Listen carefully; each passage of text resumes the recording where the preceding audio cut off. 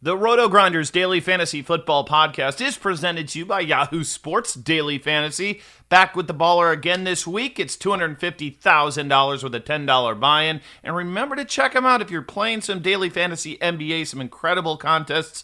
Always a fair rake. It's only at Yahoo Sports Daily Fantasy.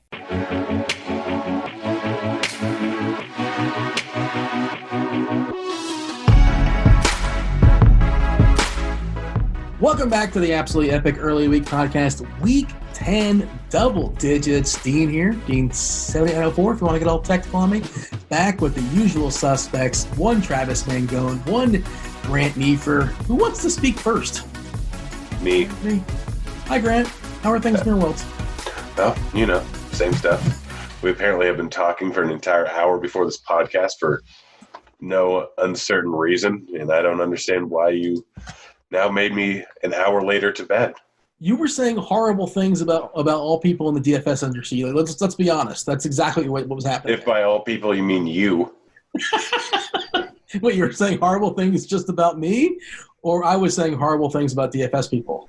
I was saying horrible things about you, as I do in all conversations with you. Yeah, that sounds about right. Welcome to the podcast. If this is your first time here, of course, we're going to talk Week 10 as far as an NFL DFS. Now, again, we always talk about how this is a first look. If the name doesn't give it away, it's not ironically titled. It is the Early Week Podcast. It is epic too. I suppose that's up to the interpretation of the listener. But we're recording this on a Monday night, so it's the first look.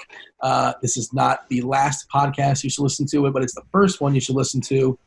Mangone, how are things in your world? Yeah, man, things are good, man. My core 5 hit today of all 50% owned higher players. Things are great in the DFS world over here. I played Jalen Samuels in the NFL this week. No one else played him. It was good times. Did you make sure to thank somebody for playing Jalen Samuels in the industry? Because that's important. I mean, if you don't do that, you might get in trouble. Yeah. Shout out to everyone in the industry but the flagship show's body parts. Shout out to everyone but that. Who would have thought to play Jalen Samuels? I'm so glad I read something somewhere. We're just I'm just loopy now. We talked for an hour or so. Appreciate the three of us, and we're trying to build good pod chemistry is what's happening. And maybe I think the problem here, Grant, is we might be getting too loose, unfortunately, and saying too many things. Yeah, well, that's what happens when you hammer down an entire fifth of vodka beforehand. Hey, how else are you going to make it through Monday Night Football and Booger, right? Oh, gosh, he is the absolute worst. And no, we aren't drunk. Hey, speak for yourself. I was kicking back on Grandpa's cough medicine. Do want to mention, of course, again, as far as the slate, we're talking just the main slate only. Teams on a bye we don't care about. Denver, Houston, Jacksonville, New England, Philly, Washington, we do not care about you. Thursday night, we got the Chargers in Oakland. Throwing that game out doesn't happen. Monday night, Seattle, San Fran, not talking about that one either. Yahoo sponsors the show. We much appreciate that. So Yahoo does include the Minnesota-Dallas game, which is on a Sunday night. Otherwise, the other sites out there it's a 10-game slate. I think this is the most buys we've had the entire season as far as 6. We do want to mention, of course, we're doing our Grant. We're gonna have a little fun with the people as far as the comment section, as we always do. We like some interaction with our listeners. We want to give away a T-shirt. We're going to give away a shirt to K Vincent 7676. Feel free to slide into my DMs. You won last week. And Grant, we thought of a fun question. I think we have a fun question as far as this week, and we'll mention it now. Sure, why not? First of all, we'll mention the question in a second. But Grant, how do the people respond to the question? What do they do? How do they submit an answer so they can get themselves a RotoGrinders T-shirt? On the RG page, where you find the podcast and listen to it, the comment section of that, go ahead and leave your answer to this question. Should I say the question now? Yeah, sure. Well, we all discussed it. I think it's a good one. We probably all have our own personal answers, but I'll say this: it was inspired by watching that girl. And I think that was actually a spoof. I think she was spoofing somebody else, to be fair. It was at a hockey game, but she brought a giant, like a bucket of mayonnaise and was eating a spoonful of mayonnaise out of the bucket straight, which is like the most nauseating thing to me. Like mayonnaise just in general, but a la carte's gross. On anything, it's gross. It's a deal breaker for me. But Grant, we'll tell the people a question, Grant. Yeah, like the weirdest food thing you do that's just absolutely delicious. Me, apparently, Dean and Mango thought was crazy, but honey on pizza. It's absolutely fantastic. it's terrible for you, so you know it's good. Mangone, honey on pizza. Seriously, we're not doing that, are we? Yeah, no, we're not doing that. Even if it's from 7-Eleven, Dean, we're not doing that at all. Yeah, I don't know if you know this, Grant, but Mangone, it's very rare that we learned this. True. We learned this before the show, This before the is pod fake started. news. It's very rare that Mangone actually has a losing night in DFS, but in the rare occasion he has a losing night in DFS, he has to go out there and have like a slump buster, and not the George Brett type, but what he would do, he would go to 7-Eleven and get a slice of pizza there, and if he wins it, the same day he gets a slice of pizza at 7-Eleven, he'll keep going to 7-Eleven until that he loses once. So Mangone, what's not true about that? That was all true, was it not? Well, it happened one time. So yeah, like one time I decided to do this, and then That's like enough I had, to make it true. And again, like when I explained the reason I got a 7-Eleven slice of pizzas, it was like either like 5:30 or like it was getting close to lock, and I realized I had no time left. Like I think I had a show even to do, and I just was staring at pizza there, and I was like, man, I'm hungry, and I'm gonna go for this, and I've never done it, and it's probably a poor decision. And then I won a lot of money that day, so I said, hey, let's repeat it the next day and win some more money. And look at that, we won more money. Because of the 7, and also Mangone, and make the story worse, he lives in the New York, New Jersey area, which is notorious for the best pizza in the world. Grant, you're a bit of a food aficionado. You'll eat whatever, but like how desperate do you have to be to get a slice of pizza at 7-Eleven where it's sitting around for like give or take 2 or 3 hours? Yeah, pizza, I don't mess with that. I do love the taquitos at 7-Eleven and the hot dogs. Also, throw nacho cheese on the hot dogs. It's fantastic. By the way, Grant, I was at the 7-Eleven one time, and there was a guy at the counter next to me, and the guy, the cashier goes, "No taquitos today," to the guy that was buying food. So, like, there's a guy there that is a regular that gets taquitos at 7-Eleven out there. He's a notorious taquitos guy. Like, he just knows him as the taquitos guy.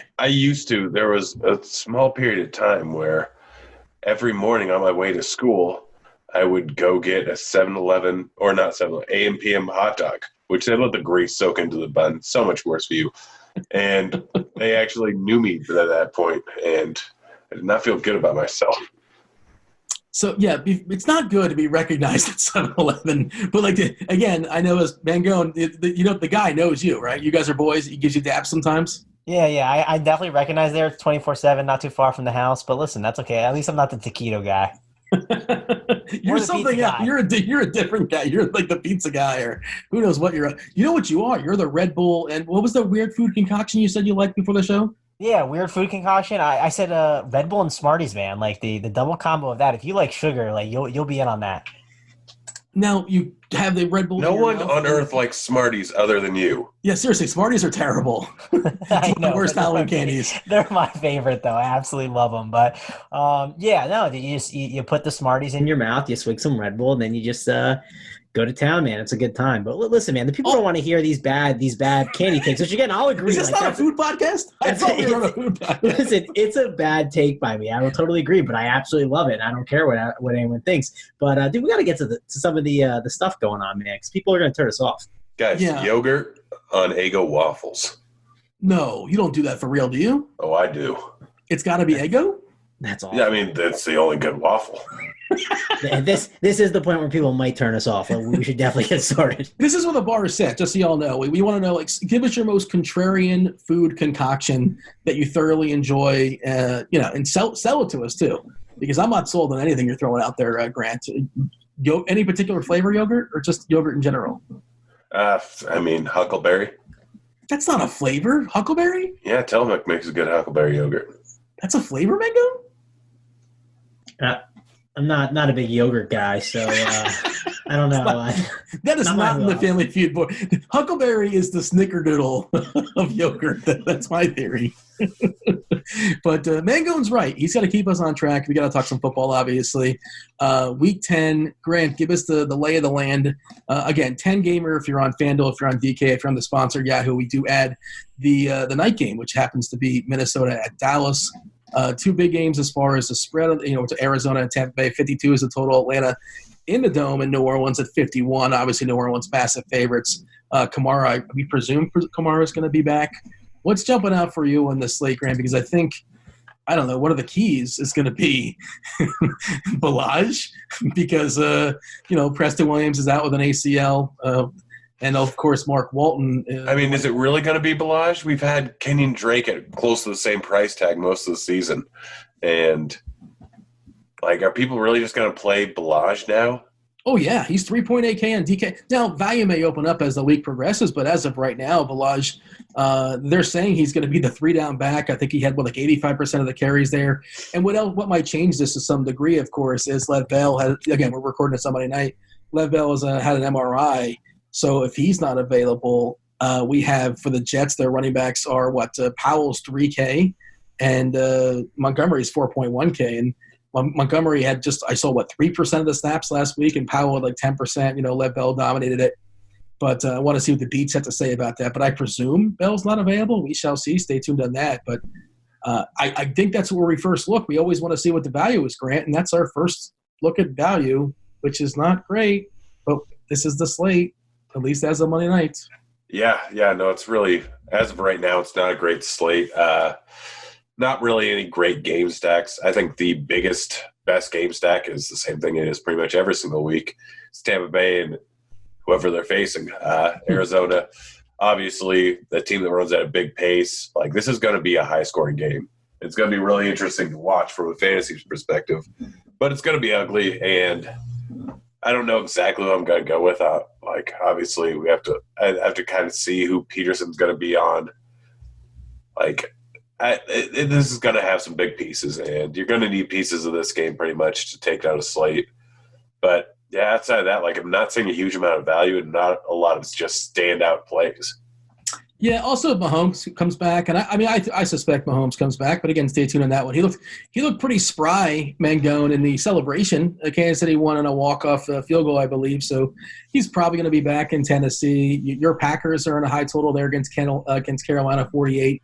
Of course, their defense was vulnerable last week, and their offense was a bit rattled. We'll talk about quarterbacks in a second. We'll break it down position by position. L-Jack should absolutely crush Cincinnati. If Cincinnati can kind of sort of hang in that game to some degree, he's certainly popping. He's going to be expensive as well. I believe he's the most expensive quarterback on the board. Yeah, as of right now, 7.3K on DK. If you look over on Yahoo, I believe, he's the most expensive over there at $40 as well. Mangone, lay of the land as far as the big picture. What are you seeing as far as the slates? Yeah, so this slate, like you mentioned, Lamar Jackson, right? Phenomenal guy that you could obviously be playing at the quarterback position. But overall, Ballage is a guy that we're going to look for that value, right? We're going to look all around. Ballage, whatever his name is. Ballage? I don't know how to say his name. Don't care how to say his name. I just care if he fits in my DFS lineups. And him, maybe a guy like Powell or Montgomery, looking for those value plays is going to be massive. And the reason why looking for those value plays is going to be massive, Dean, is because we have one Christian McCaffrey against the Green Bay Packers. I don't care what his price is. I'm playing Christian McCaffrey, I'm pretty sure. Who knows? Maybe Friday comes and then all his value opens up, and then I'm this idiot saying, oh, I said I'd play Christian McCaffrey, and then Sunday I just look like a moron and don't play him. But it's really hard to not want to play Christian McCaffrey. Same with Barkley here against the Jets. That's another amazing spot as well. It feels like a spot where I just want to get a lot of value this week and jam in a guy like McCaffrey, because people, for some reason, last week decided not to do it, and I don't want to be the dummy who fades him this week. Hey, Grant, you think Mangone was just repeating those names, or you think he was just like last week, he was not listening and we talked about all the value plays about 2 minutes ago? You asked me for the lay of the land. I'm giving you the same thing. Okay, I was he kind of repeated things, but not in a way that he wasn't listening. Okay, I wasn't. That's why I asked. I didn't make the accusation. That was an accusation, Dean. Shut up. I was not leading the. I was trying to get a feel for the room. Basically, I was just curious if I heard it the way I heard it, or maybe Mangone was kind of sort of half listening. He's notorious for that. He's probably still sweating Portland and Golden State. That's the last basketball game. I'm just tilted about NBA tonight. So hopefully the laptop, it's not closed, but it kind of is. I'm not looking at the NBA stuff right now. Yeah. Well, aren't you on your laptop? Well, that's why I said it's kind of closed. We're not looking at that. Metaphorically, it's closed. Does this mean we're going to 7-Eleven tomorrow or not? How does this work? We're going to break out this. Yeah, you have me tempted.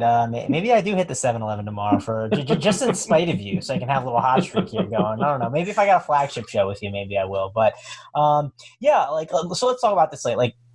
Last week I didn't pay for Russell Wilson on DK. That ended up being a little costly. I wonder if going a guy like Lamar Jackson, like, being able to spend out, if it's going to be something I, want to prioritize. I thought like the value in Phillip Rivers was better, and my 3v3 was a really close one. But again, overall, it was a really good week, so I can't complain. But yeah, like, I think Lamar Jackson, wondering if I'm going to pay for him. I don't know if that's the case. Do you guys think he's going to be like this prioritized like cash game option? Because the matchup is just amazing.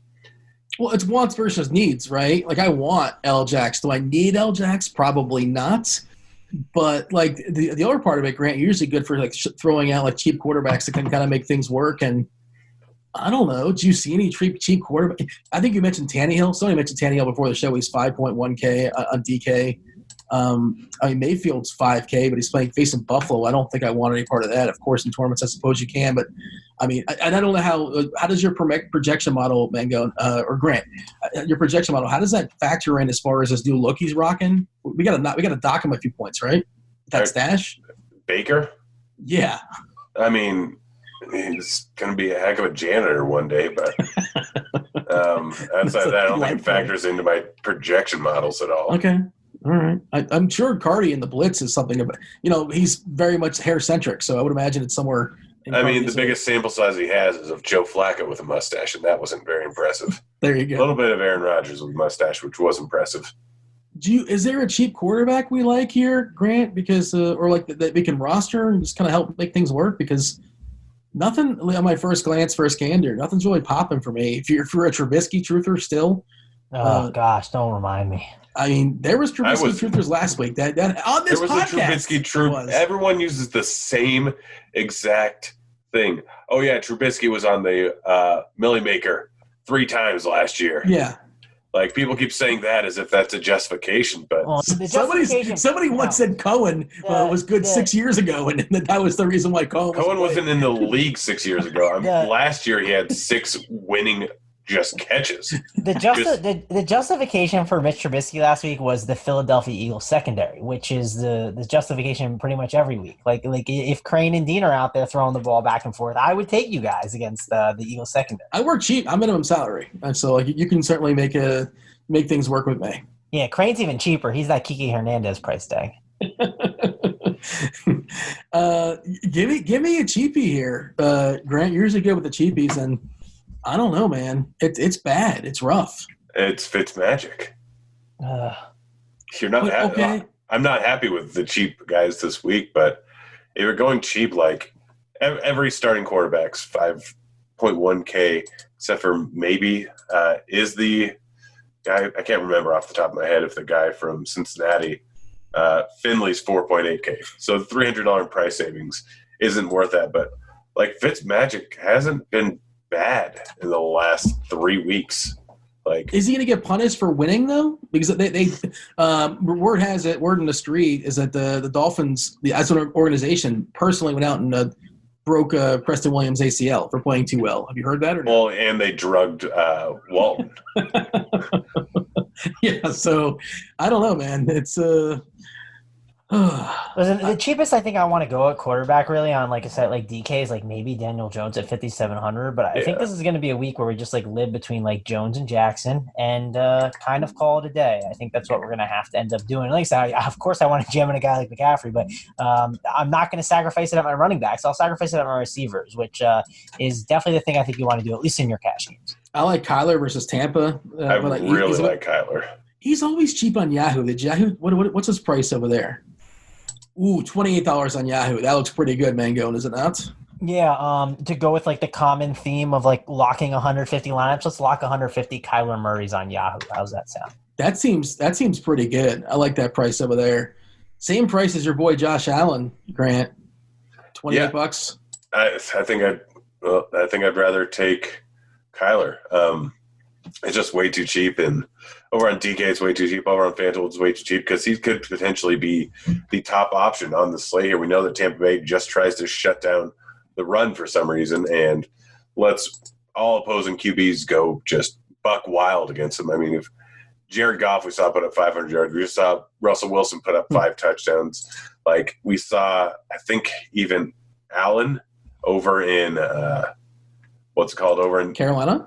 Yeah, well, no, over in London, put up some decent numbers against them, although they didn't really need to. Like, everyone does well versus Tampa Bay. They just put up massive numbers, and now they're in a game where they're going up against the fastest-paced team in the NFL, who's going to air the ball out quite a bit. If David Johnson is in there, that even helps Kyler Murray out. But Kyler Murray, like, he hasn't been that great recently, but he's been without Kirk or with an injured Kirk, and Kirk seems to be a little bit healthy now. And he's had some tough matchups going against New Orleans and going against San Francisco the last 2 weeks. This is potentially the same matchup that we saw with Atlanta. Like, similarly bad defenses, just this one actually forces them to pass the ball more. Yeah. We could see a 30-point game from Winston and Kyler on this. Like, this may be biased just based on what happened with Seattle and Tampa Bay last week, but I'm in love with this game stack here and just don't really care what I have to do to get the players in from it. Anything else as far as quarterbacks, Brandon? Shall we talk about some running backs? I mean, Jared Goff, 6,200. No, quarterback, like, you're just paying up. Like, it's Murray, it's Lamar, it's Winston, maybe Josh Allen, maybe Drew Brees if you think that Atlanta can somehow keep that close. Like, is Ryan going to be back this week? I guess I was looking at him too at 6.1. It doesn't seem cheap enough, but like he probably gets 300. Is it not yards. cheap enough? Like, he's averaging. He doesn't have legs. I need legs, man. Well, yeah. Without his legs, like the last 2 games he's played, where he's actually played the whole game, 33 and 35 points. Like, that's outscoring pretty much everyone. He has every single game this season where he's played the entire one, outside of the one against Tennessee, where he put up the ball 50 times and had nearly 400 yards. He's put up 23 points. Like, Matt Ryan at 6,100. If he plays this weekend, like, that's a great spot going up against a tough New Orleans team. But, like, he's going to be passing just like he has every single game. Yeah, look, I'm just scorned because, and this is probably me having like a recency bias, and I have a general rule where I'm a cash game quarterback. I like to have legs or be super cheaper. And like I played Ryan when he got hurt against the Rams. It was an absolute disaster. But, you know, of course, the legs don't matter if he throws for 400 yards and 3 garbage touchdowns. So he's perfectly fine. You have a thought on this, Mangone? Yeah, I mean, I think Ryan makes sense in tournaments, but I don't. You know what? Like, I just don't think I'm going to end up doing it. I kind of think the Falcons are going to quit this week. It's just going to be one of those weeks where the Saints absolutely just destroy the Falcons and it just gets super ugly. So that line is really big, though, minus 12.5, but kind of intrigued to maybe bet that thing because I think Atlanta's going to fold here soon. Every one of their games has been really ugly. Like, Matt Ryan, when he played Houston, he put up 330 yards and 3 touchdowns. They got blown out by 21. Like, he's been involved in blowouts all season long, and he still puts up big numbers. He lost the great Mohamed Sanu, though. Well, that's a hit to the receiving core.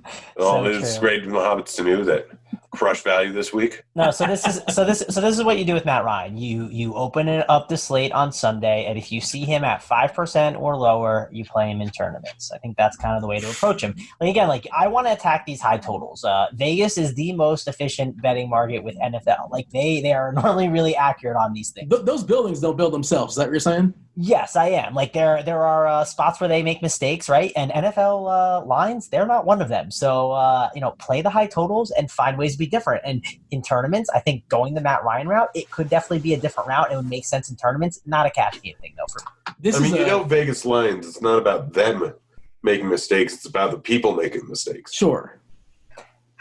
Yes, but they're the most efficient line. So I think following the higher totals, like, I mean, I know it doesn't take a moron to figure that out, but I think it says something that sometimes we get a little too cute. Like, we look at these like 42 totals and talk ourselves into them, and well, probably not the best idea always. Worked out great with Miami. Well, context is everything. There were not a lot of like 50 totals on that slate, basically. But there were a lot of guys that crushed value on Miami and the Jets.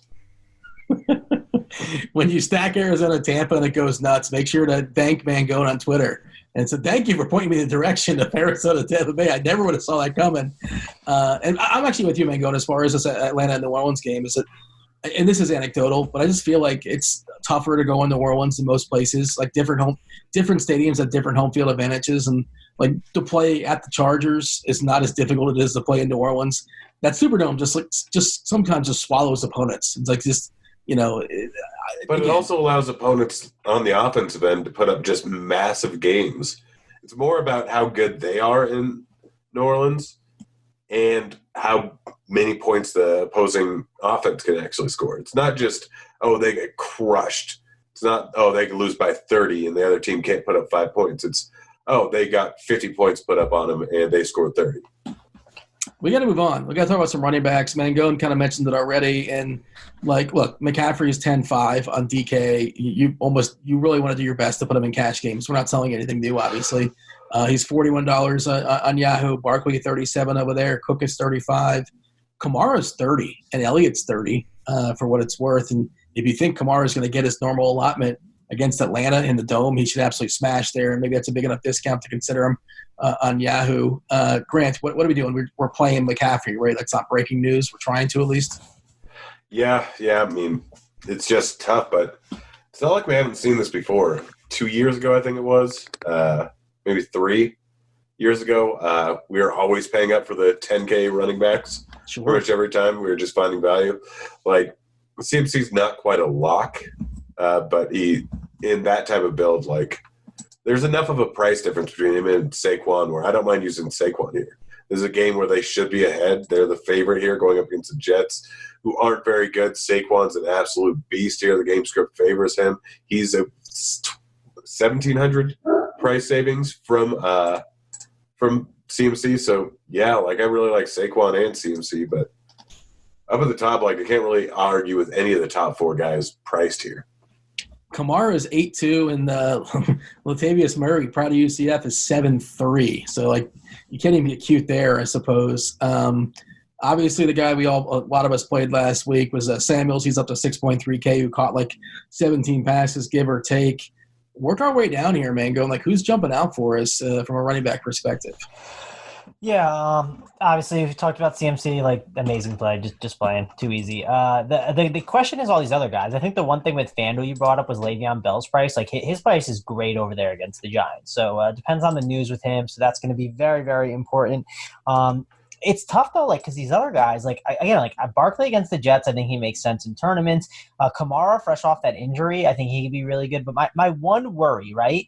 The one worry with Kamara is they might not just like go crazy with him. They might just kind of ease him back in. Sure. So yeah, it's tough though. Like, I mean, Marlon Mack against Miami, if T.Y. Hilton, let's say he's out again, like, they talked about that they wanted to feed Mack a lot last week. And again, they gave him a lot of work, right? 21 attempts, no catches. That's the one problem. So on a site like DK, it's not as great, but Miami's the perfect matchup for him. So that could be an intriguing option maybe on one of the sites around the industry. I know, Kansas City, they get beat up on the run, and Derrick Henry's, floating around there, 6.4K. Again, that's not a DK play, but that's what we got on his price tag there. This is a team that he could absolutely torch on the ground. But it's one of those weeks where I think I'm going to end up going with, like, one of those cheap Miami, not cheap Miami, or just straight up go Ballage. Or Balaj, whatever you want to call him, Dean. But Balaj, call him by his name. Go with the CMC, and then I probably wait for, like, the value to open up on the last guy. Like, nothing really sticks out as just, like, this amazing play. I mean, Mark Ingram, of course, he's probably going to do pretty well against Cincinnati, but there's so many guys that can get rushing touchdowns, so the equity isn't as great. There's just nothing that's absolutely sticking out right now. Couple of things. Hilton's expected to be out like 3 to 4 weeks. That's what we're seeing right now. So Pascal will essentially be the number one receiver.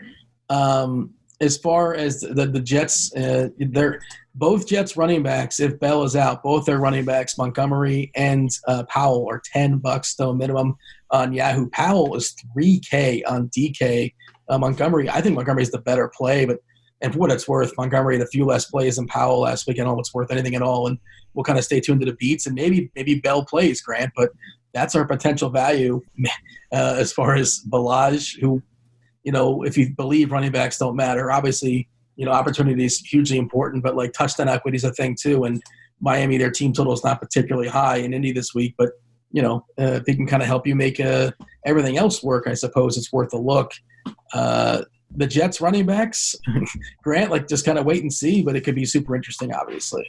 Yeah, and I think there are some other, like if people are really going to play Balaj, I think that's a terrible idea. It's not like the running backs for Miami were any good beforehand. Like, they've been bad every single week. They've been cheap every single week. People haven't played them every single week. If you're going to take a shot on guys, then Ronald Jones, like, Going up against Arizona, this is probably a positive game script for him. They're going to get more plays. He just this last week got 18 rushing attempts. He got a touchdown. He had a few targets. Like, he's been more involved at times. Taking a shot on him at 4.3K is not the worst idea in the world. Going with either of the Detroit guys, like McKissick or Ty Johnson, not the worst idea in the world. Kerryon Johnson's still going to be out. Like, they're going up against Chicago. Chicago has a great defense, but the worst versus the run. And they give up a large volume of targets to opposing running backs. I could see either of them going off. Joe Mixon, gross, but 4.7K if we're really talking about using Ballage. He's a decent upgrade over Ballage in terms of talent. The lines are similar, and the game script's moderately similar. So, at the value, over Ballage, I'd probably rather go with Ronald Jones or McKissick or Ty Johnson. What about here's another guy actually that I kind of like is Singletary against the Browns. Just obviously don't like him on the road and everything, but Singletary he got a lot of touches last week. The snaps for Frank Gore are disappearing, and Singletary's getting the touches now. 20 attempts last week. He's kind of a guy at 5K. I think it's pretty interesting. Yeah, I sprinkled a little bit Singletary last week. I didn't mind it at all. Really? Did you play 10% of them? I had about like 7 or 8%. The running backs were so strong that my pool was pretty confined, but I did have a pinch. Well, a pinch is probably like 1 or 2%. I had more than a sprinkle, more than a pinch, like a smattering. Yeah, a dollop? A dollop. No, a dollop's like 4%, I think. I feel like more than a dollop. Maybe 2 dollops. I had 2 dollops worth of Singletary. As far as his touches last week, what was he at? 66% as far as being on the Montgomery, 73% as far as the Chicago backfield. Here's one note I saw from PFF, which I thought was kind of sort of interesting. Maybe we can apply it to this week. And he's pretty cheap on DK too. Since LaShawn McCoy's third quarter fumble in week 8, Damian Williams has seen 76% of the team's snaps and 79% of the team's touches out of the backfield. It's over like a five quarter period. But if you can get Damian Williams, and again, his numbers are kind of skewed because he had a big run, obviously. But, if you can get Kansas City running back for 4.9K, and in theory, if he's back there for 70% of the snaps, Mangone, that seems kind of interesting, no? Yeah, I'm glad you got those numbers on that because that's something I haven't seen. And I knew this was going to be like a talking point throughout the week of him being a possible guy to obviously look to. But yeah, I mean, I don't hate it there. You could obviously think too, maybe I guess they didn't rush. I don't know if they're rushing Mahomes back or what the deal is with him actually. Is he really healthy? But wouldn't make sense to just run Mahomes out there to throw 50 times, just run Williams out there. If we know he's going to get the snaps, I'm definitely in on that. But it's definitely a little risky. So tougher to do in cash games, feels more of like a tournament play. Yeah, I mean, 4.9K, $18 on Yahoo. And again, we can't say it's going to replicate. He's definitely going to get 70% of the snaps. But granted, if I tell you you're getting the running back for 75% of the snaps on KC, and especially if you're getting along with Mahomes, because he's got some reception equity as well too.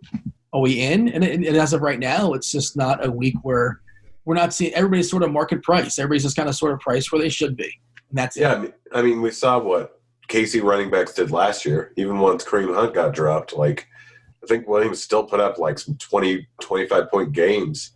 Like the fact that he went over 100 rushing yards, granted, was almost entirely in one play. Maybe that gives him more confidence. He's going up against Tennessee, who's been good against the run, but this game script probably favors him. It's interesting to see a 4-point spread for KC, even though it's in Tennessee. Dean, you should go to this game if you ever leave your house. It's right around the corner. Literally, it's like a mile or two away from me, and I probably won't. Come on, man. Who goes to NFL games in 2019? There's a thing called Red Zone. Come on. I've been to 2 of them this year, Dean. 2 more than I've been in the last 6 years. And wasn't Matt Moore the quarterback for both, probably? He was the quarterback for one of them. Joe Flacco was the quarterback for both, which is not good. Was either one an Allen game? Actually, I guess the 3 quarterbacks I've seen more than a quarterback or a quarter of have been Joe Flacco, Matt Moore, and Mitch Trubisky. I've seen some good football this year, guys. Dude, you've seen all the elite quarterbacks there, man.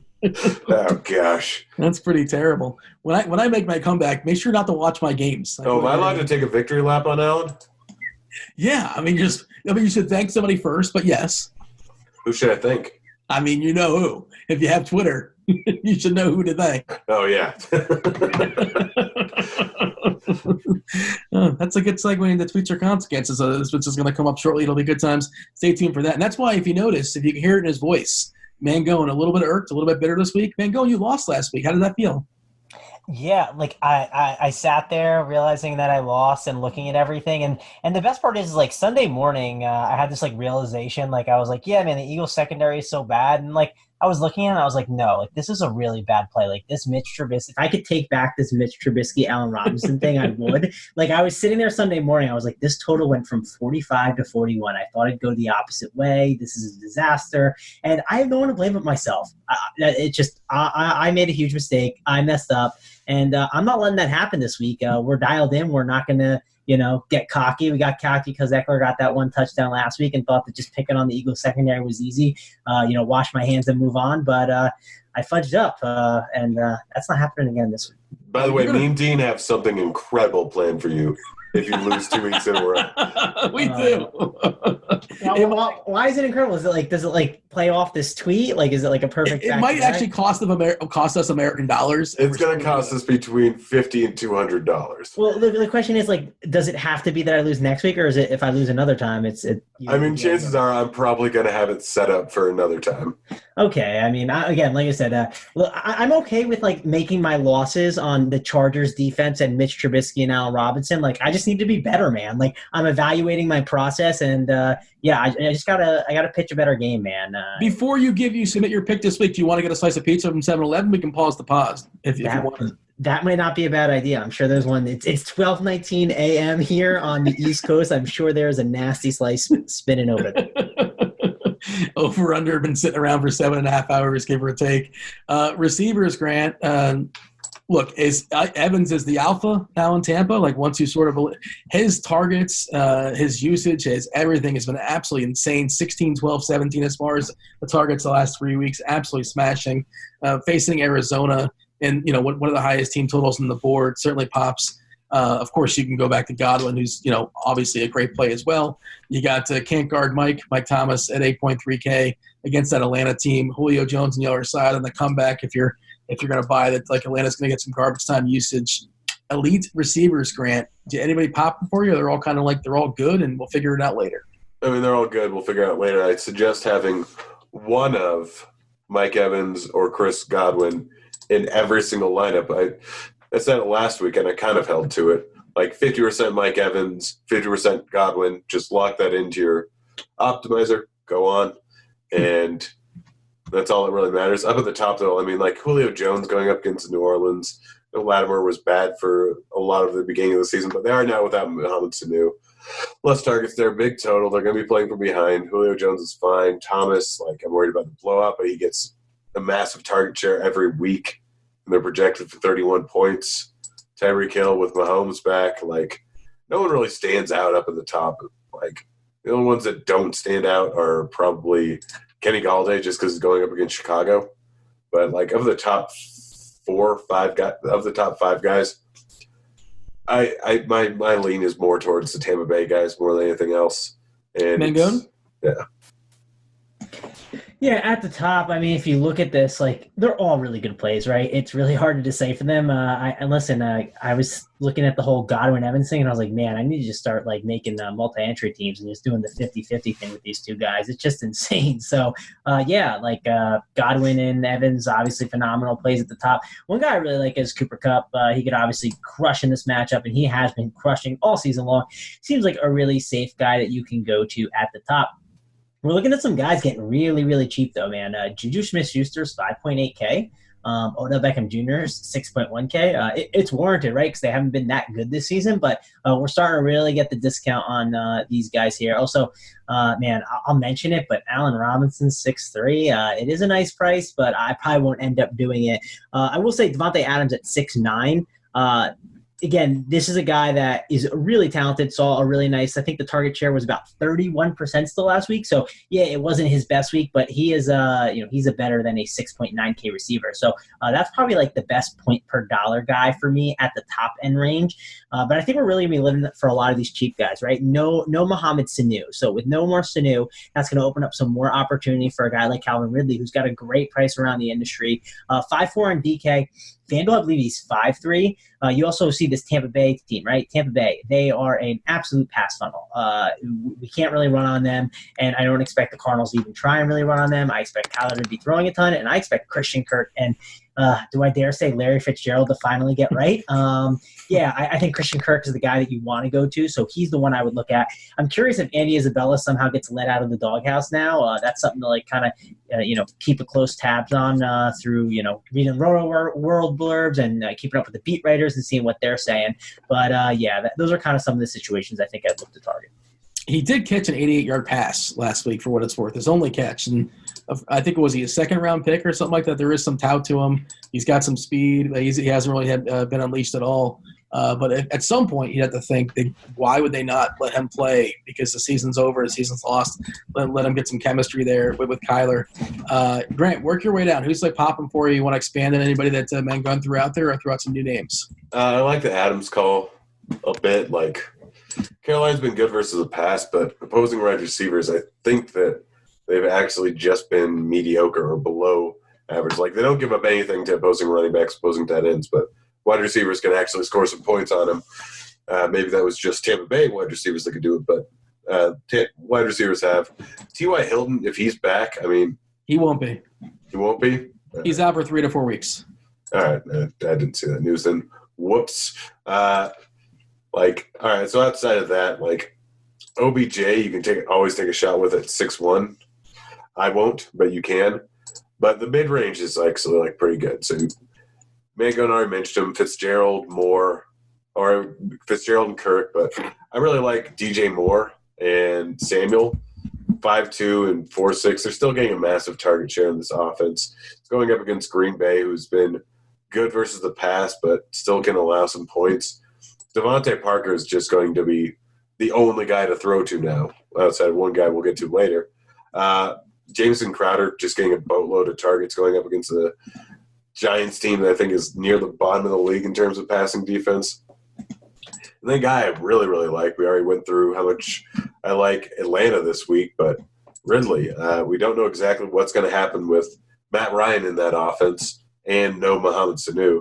Got to assume that some more targets are going his way. The guy's averaging 13 points a game this season. He's only 5.4K. Got to assume that his equity is going to go up.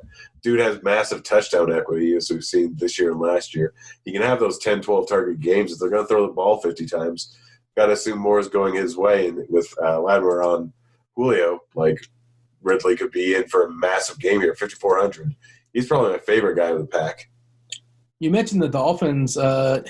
Look, Williams out for the season. He had 75% of the snaps last week. Parker had 83% of the snaps. And the only guys that are left, Jakeem Grant had 20% of the snaps. Allen Hurns, 43% of the snaps. Stone minimum on DK at 3K. Allen Hurns, remember him? Like, I'm old enough to remember. I played him on Jacksonville. Oh, yeah. I played him quite a bit.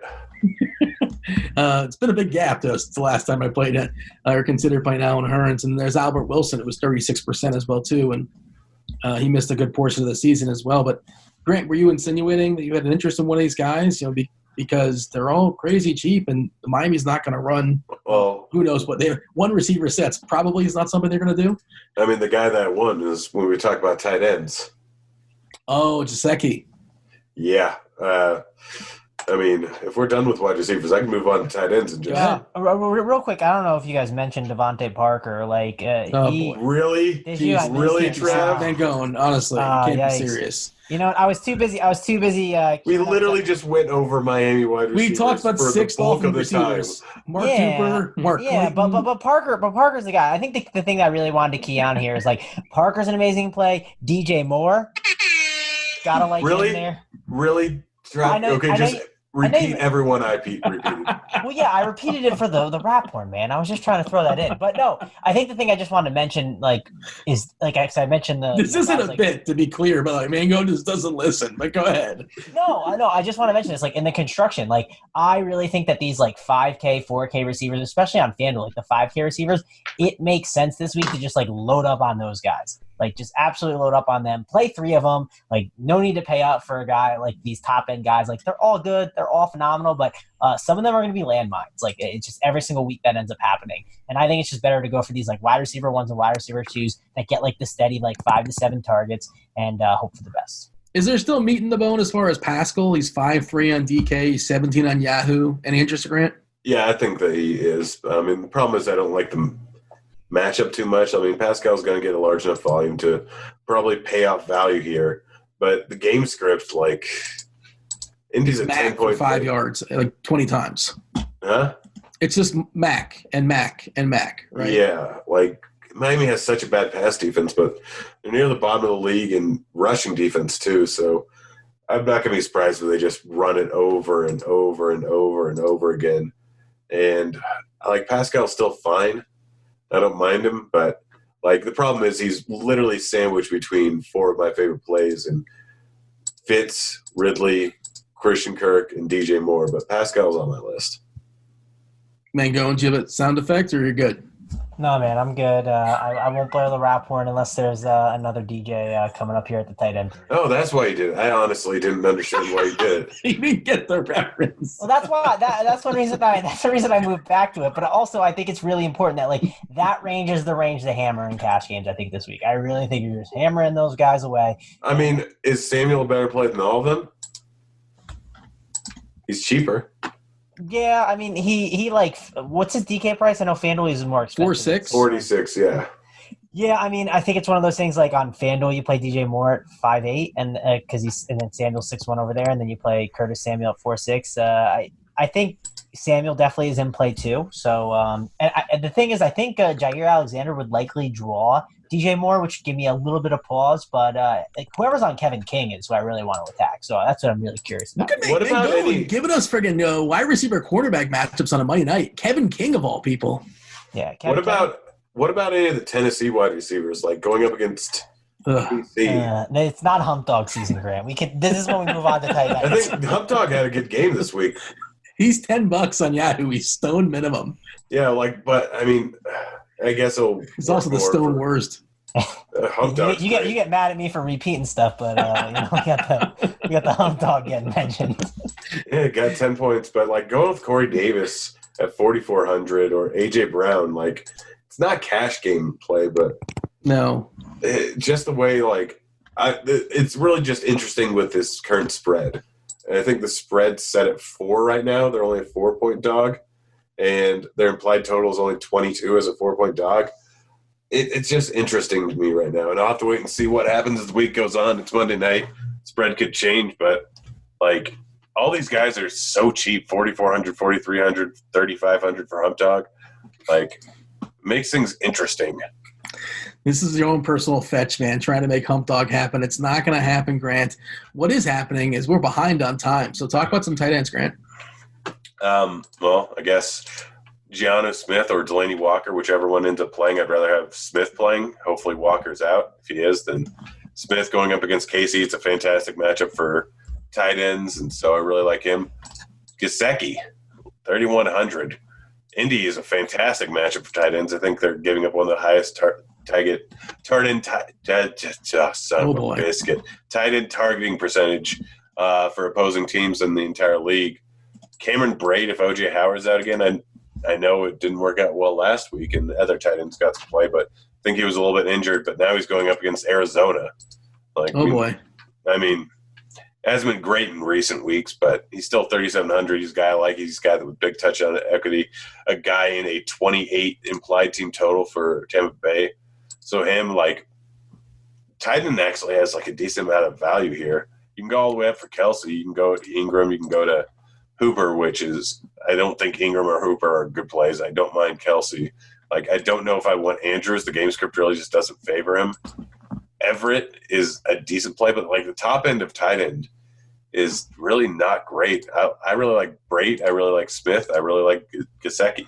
I pulled up the snap counts, by the way, for what it's worth. And like you said, Brate was dinged. He was only on the field 14% of the time. Obviously, one thing you want to follow as far as tight ends as well is how much they're blocking, how much they're running routes. Jonnu Smith is a guy that didn't run a ton of routes 2 weeks ago. I've not seen his stuff as far as just last week. Auclair, for what it's worth, 57% of the snaps there for Tampa. Of course, Howard was out for injury, and Hudson played 62% of the snaps.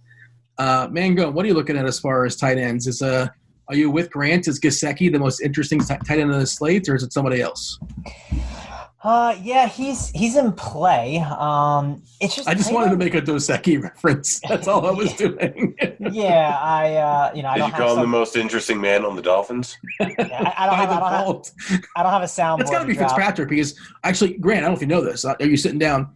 He plays quarterback in the NFL. Ryan Fitzpatrick. Yeah, But and he he also went to Harvard. That's not Yeah. interesting. What's more interesting is he and Philip Rivers are in a race to see who can have the most kids before they retire. How many does Fitzpatrick have? I think he's at 7. I think he might have just had 8. Okay. I cut you off, man. Go. I had to get that out there about Gesicki. But I don't play Gesicki often, but what I do. What do you have for tight ends? Yeah, so I think like FanDuel, you're going to end up like paying up at tight end for just whoever you want. Like DraftKings, I think it's going to be a little more difficult. Obviously, if I could have Kelsey and Ingram at the top, they'd be great. I do worry with Shepard coming back how much that's going to affect Ingram. The Giants situation is starting to get a little more crowded now. We got Barkley back, Shepard, Ingram, they're all starting to get a lot healthier. So Golden Tate's there now. So that's the one thing I do worry about a bit. What's the problem with Mark Andrews? Well, Cincinnati will likely be leading a ton, and they have all these different tight ends they can go to. So that could be a problem. Atlanta, I mean, Hooper's going to have that great game script. And if you have no more Mohamed Sanu, who's like the greatest receiver of all time, Grant, behind Adam Humphries, Austin Hooper could obviously be a really interesting option at that 5.5K range. The question is, though, will I have the money to spend on him? And I don't know if I'm going to. So it looks like looking to punt might be a better option. And if there's no, T.Y. Hilton, I think going to, Jack O'Doyle rules. He had a pretty nice game last game. That might be the route I end up going at. I'm surprised he knew that reference. He doesn't know what movie that's from. He just knows that he's seen it on Twitter before. He can't tell you what that's from, though. Yeah, it's from Adam Sandler's movie. Okay, he's in 1,000 terrible movies. Which one is it from? Vaughn, dude. I'm blanking on the name right now, but Miss Vaughn's in it, dude. Like, knock it off. He pees his pants, man. And then I know the scenes. I know the movie. I'm blanking. Okay, I mean, it's close enough. You didn't get the answer, but that's more than I expected. The answer is Billy Madison. Yeah, it's Billy Madison. There you go. I was blanking. You ain't cool unless you piss your pants. Yes, that's a great one. I'm surprised he got that much, so I stand corrected. It's a good movie. I just, you catch me off guard, I'm going to make a mistake on the movie for sure. But I know tons of references from that movie, so. Well, look at you. You knew a movie that came out when you were like 11. Congratulations. He's impressed. I am. That's why it silenced me, man. And you didn't even get it right. Like you gave enough context clues, and we're grading at a curve. Sure, why not? We'll give it to you. Yeah. Is there anything else to say here as far as tight ends? Shall we talk favorite stacks, Grant? Of course, we have we got to do tweets or consequences, a little bit of nonsense before we step aside and get out of here, make way for we've been around for like an hour or so. That's probably too long. The people are sick of us for sure. Me, definitely. Give me some stacks here, Grant. I already kind of talked about it. It's Tampa Bay for me. I think the smart move is just stack up the Arizona side of it. Who do you like? Kirk, Fitz, Murray. Like those 3 guys. Maybe you can throw in Isabel. I'll have to wait and see what the other value guys. But those are the obvious candidates. And then stacking up the Falcons is going to be one of my favorite things to do if Ryan plays. If Ryan doesn't play, we got Schaub there. Mister, I can throw up 400 passing yards for cheap at 4,900. Yeah, imagine playing Schaub and Alan Hearns in the same lineup in 2019.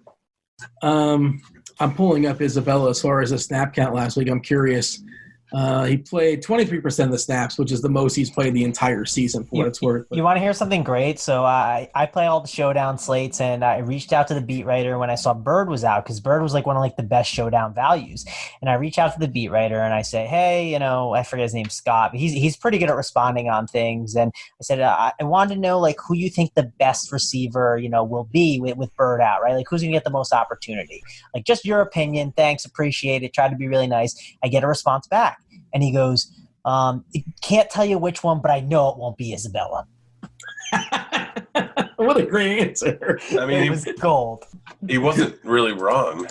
I know. That's what makes it funny. Says he's wrong, but that's stupid. Yeah. Yeah. I didn't go back to the reply and go you're the worst. You were trying to create an edge for yourself. No, I didn't. Let's get this guy fired. Yeah, he's moving the needle.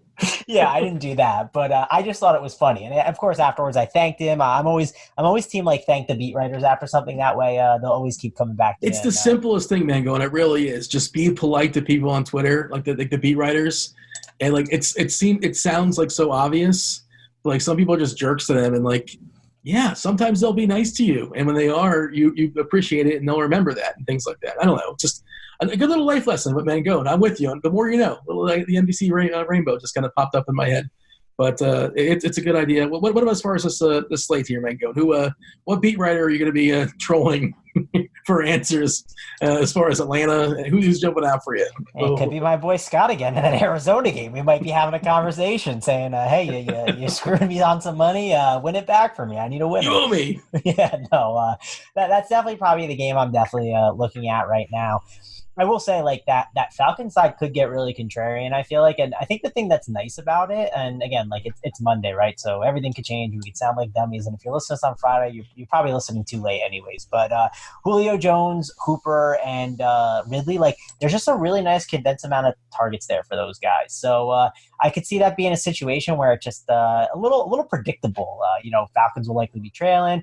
A lot of easy guys to just load up on. So the Atlanta side is becoming more and more appealing in tournaments to me. Is that it for the show as far as before we delve into nonsense, Mango? Anything else for the people? Well, we need to do our bet. Yeah, we could keep, is that a part of nonsense, or is that well, making the bet is in a part of nonsense. It's very important. Do you guys want to do the same format we did last week? Mango did so well. No, I don't. I don't know if I want that format. I say we do that format again, just because you made a big dummy mistake. You want to redeem? You could totally redeem yourself. Yeah, I feel like I'm getting baited right now to do something. I mean, we're all on the exactly the same playing field. You get to pick first. I get to pick second and establish the second position, or Dean can. It doesn't matter to me. And the third gets the wraparound. Mangone? I don't know. I'm not feeling strong about this. I'd rather go back to our old format where I was doing very well. Yeah, well, what do you want to start? Executive decisions, since you're the loser. We'll go back to the format we did last week. That seems reasonable. All right, fair enough. But what do we want to? Where do we have a strong stance at? Like, give me a conviction. Like who's? Oh no, I meant the one that the snake draft. I really like that. I feel like it's more actually fun. No. We'll go to the snake draft. I got an idea. I'm ready to rock. All right, you start off, my friend. All righty, I'm gonna start it off, and let's see, who is my value guy that I don't know if he's. Oh, are we doing the same? What are we doing position wise? Is it the same thing? You pick the first. You pick the first one. Dean, do you want second or third? Well, I think because I finished second last week, I should go second. You were the best, so I think that's how it should work. And you're probably best in the world. Was I second? I don't remember who you had, but my picks weren't great. But it was better than Mangone. It's all. Dean had a 0 with Anthony Miller and then Carr. So Grant, you're definitely the best. My 0 was cheap. Yeah, and then Grant had Allen though, who was phenomenal. So. I mean, he was phenomenal in the first half and then did nothing. Yeah, but still, for his price, he was phenomenal. All right, so I have my wide receiver. We're all going to have to take a receiver. I'm establishing that right now. Jerk. Yes, I don't like the running back situation, but who knows? Maybe one of you guys want to pick the running backs. Well, no, the rule is once you pick a position, that's the position. Yeah, well, no, we have to pick two positions, Dean, so you get to establish the second one. You get to establish the second position. So if you want to establish running backs, you can, Dean. But you know what? I'm going to establish the receivers, and while I establish the receivers, I'm going to go with Christian Kirk. Okay. All right. I see what you did there. Man, I want to pick this player, but I think it could be a huge mistake. It's probably a terrible idea. I'm in on this idea, Dean. Come on, talk to me. Moving closer to the mic. Tell the people what you want. Oh, I'm considering picking Balaj, but he's a Miami Dolphin. Oh, this could not end well. That was just a little peek into my mind. I don't that's probably a terrible idea, but I mean, they may add somebody throughout the week, call somebody from the practice squad or something like that, but I feel like as of right now, Balaj is positioned to, and this is dollar for dollar, obviously. That's why I'm interested. Or I could just pick a quarterback or pick a receiver and just kind of not worry about Balaj, which is probably the safer play. But yeah, you can go quarterback. What's fun about safety, right, Grant? I mean, I've got something planned for either, so go ahead. Well, you can't have anything planned because we dictate your plan. Yes, I have contingency plans based on what position you go with. And if you pick Mahomes, by the way, and if he doesn't play, obviously you're allowed to replace him. Automatically get Matt Moore. Ooh, really? Ugh. I mean, yeah, I guess that's I guess that seems reasonable. Sure, I suppose. I like some quarterbacks, but I don't know if I like these guys dollar for dollar necessarily. Murray, there is some volatility there. Just go QB. Say it again. Just go QB. I don't know if that's. I mean, you could just say lock in CMC and say like, come get me. But of course, dollar for dollar. He's not like this, necessarily the great play. He's got to smash, which he does all the time. Well, I feel like I'm stalling for time. Yeah, you are. Just pick. Dude, give me. I was not prepared for this format. You think by week 10? You think we were? I'm the one who said I didn't want to do this format. Yeah, this is not going to end well for me. Go back to Anthony Miller, man. No. He helped you win last week. He did. I mean, he was the cheapie that made things work, for sure. Mike Evans is just the nuts, right? You took who now? The receiver for Arizona? Kirk. Please just listen if you're listening. Dean, just pick. Just fast forward through and listen to the nonsense. Does this make for Dean's terrible pod me. listening? I apologize. Yes, it does. Just pick. Well, Yeah, seriously. Clock. Grant, go. You're calling clock? Yeah, I'm calling clock. Grant, pick. Clock. CMC. I'm taking CMC. What? I was going to take CMC. Yeah, you took too long, Dean. That's the rules. I gave it away? Yeah. Unbelievable. Okay, you get 2 picks, Grant. All right, my next pick has to be wide receiver. I'm going Devontae Parker. Oof. I'm locked into 50 points right now. What if I just take Balaj and Hearns? I get 8 points and win. That would be amazing, would it not? Let's do that. I'm going to lose now. Now I'm just committed to the bit at this point. Honestly, Balaj is a terrible idea, but Hearns isn't. Hearns should catch a couple passes. You can go ballsy and go timeout without knowing Bell. Ooh, you know what? Oh, yeah. I was going to say take both Jets running backs, but we don't know if Bell might actually play. And you have to pick a wide receiver, buddy. Oh, dude. Wait, hold on. I can't get a running back? You get a running back and a wide receiver. Pick two. Just hurry up and pick. I will take Balaj. Category of things I did not anticipate on saying in this podcast. The winner is I will take Balaj. Dude, just go Hearns. Just go Hearns. I think I should just take let's get some. I got to get some points in the board. You know what I mean? Yeah, go Evans then. I think that's what I'm doing. I think I'm going to take Evans and Balaj. Let's get some fantasy points. All right, and it's the problem is you have Balaj and you have Evans. Okay. Oh, it's point per dollar. That is the problem, and some of these running backs are just not my favorite. So, listen, I'm gonna go with Barkley. He's expensive, but the Jets is a good time. So, give me Barkley. So to summarize, Mangone, you're 2 who now? Barkley and Christian Kirk. All right, and Grant? McCaffrey and Devontae Parker. Got it. All right, I got Balaj and Mike Evans. We do want to mention one more time again. This is nonsense, but if you guys aren't aware, we're going to do the tweets or consequences for Mangone one last time. Grant, tell the people the comment they should leave, or not the specific comment, but what our topic is to win themselves an RG T-shirt. Most ridiculous thing you do with food that's delicious. My example was honey on pizza. Most contrarian food take, and sell us on it. If you sell us on it, or if it's the only comment. I'm probably going to try half of them throughout the week. Oh, that'll be fun. Are you willing to try them, Grant? I mean, we'll see. If I say yes, then they're going to put some stuff that they don't actually believe in. Peeps on a pizza? Oh, pizza. Pizza. Just because it's a fun, wordplay doesn't mean it tastes delicious. Mangone, he lost tweets or consequences, Grant. Let's fire away. Let's tell him what he's got to... Yeah, you want to read it? It's the last one I sent you. No. Well, I don't have it in front of me, so you if you don't mind pulling it up, all right. Yeah, these were yours, basically. All right. As you all know, I've been participating in #NoNutNovember, and unfortunately, I've already failed 6 times and had to wash my sheets 2 times thanks to Fantasy Crunchers. I thank you all for the support and hope you will continue to support me as I try and go more than 24 hours. Hashtag EpicPod. I hate you guys. So, Mangone, my favorite part of this tweet is the premise that you failed at No Nut November 6 times, but you only decided to change your sheets twice. What about the adding? Am I adding Fantasy Cruncher on this bad boy? Like, You can or you cannot. You don't have to. Doesn't matter. I don't know. I mean, they like to get thanked, so Yeah, I mean, I don't know. Maybe I will. I just don't want. I don't want to like cause any issues where like then they're like just like fighting with RG. Like it's like, dude, it's a joke. Like chill out.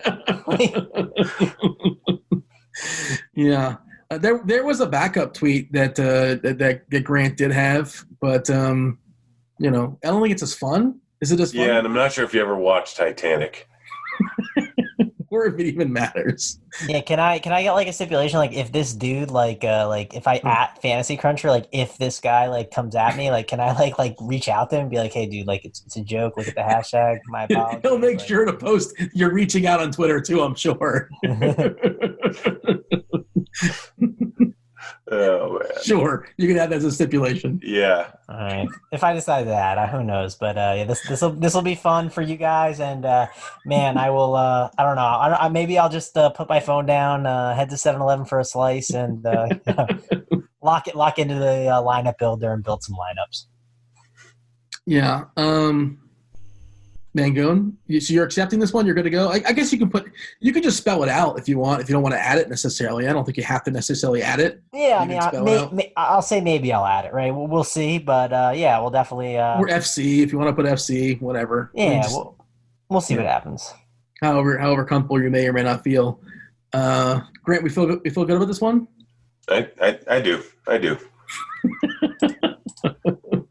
All right. Is there anything else before we step aside and get out of here? And that's it for week 10, is it not? Yeah, that's it. Apparently, stack up Atlanta, stack up the Tampa Bay game. Don't play Balaj like Dean. It's a dumb move. Play Miami wide receivers. Opportunity matters. One last thing. I looked up Andy Isabella's player profiler, best comparable to Tyler Lockett. So there you guys go. What did Tyler Lockett do against the Bucs? Looks like Andy Isabella is going to do exactly the same. 30 fantasy points for Andy Isabella. He's a burner. He can get there in one play. He has to get on the field, which has been his problem, obviously.